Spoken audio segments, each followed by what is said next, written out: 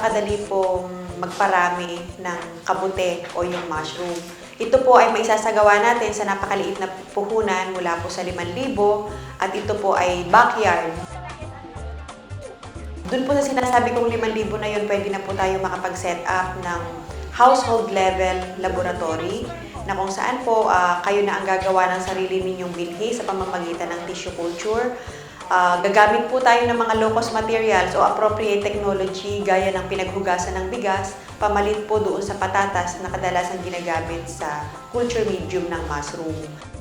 Tapos po noon, pag meron na po tayong mga tissue culture, gagawa rin po tayo ng mga substrate sa paggawa ng clothing bags at ito naman po ay mga natutuyong dahon, gaya ng dahon ng mais, dahon po ng tubo, dayami, tapos po yung mga sawdust o yung pinagtistisan po ng kahoy, lahat po yun ay maaari natin gamitin na pagkain ng mushroom. Dahil ang tutok po natin ay community level o low-cost technologies for mushroom propagation, dun po sa ating capital na 5,000, ang assumption po natin is using locally available materials and equipment sa household, like yung sa pinaghugasan ng bigas, hindi na po tayo bibili dahil araw-araw naman tayong nagluluto. Yun po ay pwede ng pagkain ng binhi ng mushroom. At doon naman po sa pag-i-sterilize niya o yung pagpatay ng mga mikrobyo na pwede niyang makalaban, pinababa po natin yung cost sa paggamit ng drum, pamalik po sa autoclave. Ang pinagkaiba lang po nun, pag gumamit po tayo ng drum, medyo pahahabain lang po natin yung oras ng pagluluto para po maging katumbas siya ng paggamit natin sa autoclave. Sa steel drum po, kung siya po ay sealed ng maayos, po pwede po tayong mag-sterilize ng 4 hanggang 5 oras lang. Lalagyan na po natin siya ng binhi mula sa tissue culture. Ito po ay patatagalin natin ng mula 3 linggo hanggang 1 buwan sa 1 kwarto na ordinary lang po ang temperature para po sa kanyang pagtanda. At once po na makita na natin na lumalakad na yung tinatawag na mycelia o yung amag doon sa bag, ito po ay maaari na nating ibenta as bag or pabungahin at ibenta po natin ang bunga.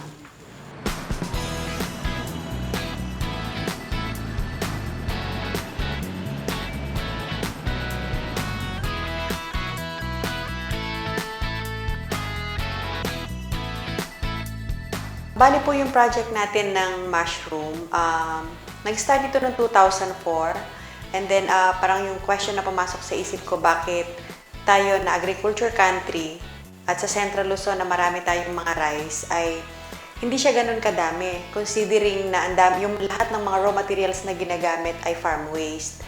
So, nag-conduct po ako ng study at that time and tinignan ko kung ano yung state ng industry ng mushroom sa Central Luzon at meron pong mga lumilitaw na mga problems at isa na nga po rito yung high spoilage o yung mabilis na pagkasira ng mga kabute at yun yung dahilan kung bakit yung ating mga producers ay hindi nila nasusustain yung level ng volume na kailangan nila.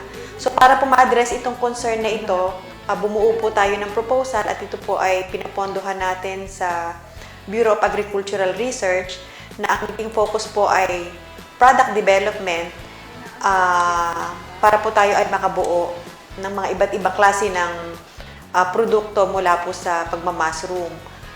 Upang ito po ay mabigyan pa natin ng mas mahabang buhay at hindi po siya mabilis na masira at doon po ay madagdagan pa ng additional na income yung ating mga producers.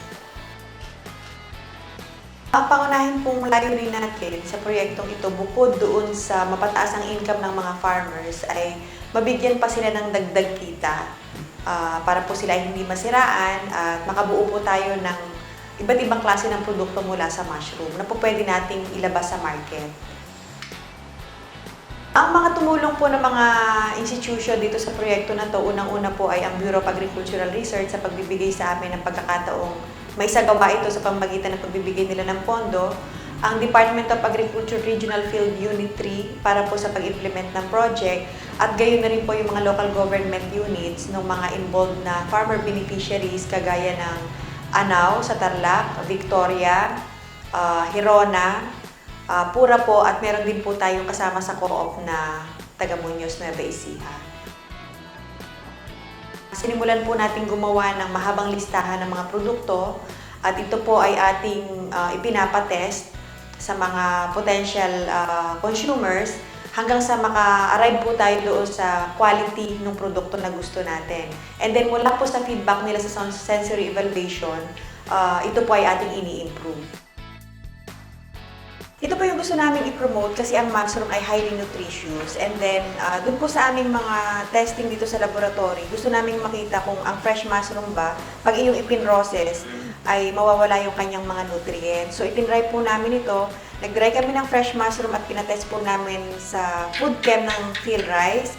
At lumilitaw po na habang dinadry mo siya, lumilitaw po na napakataas ng kanyang iron and calcium content na talagang mainam para po sa katawan, lalo na po sa ating mga bata na may mataas na malnutrition.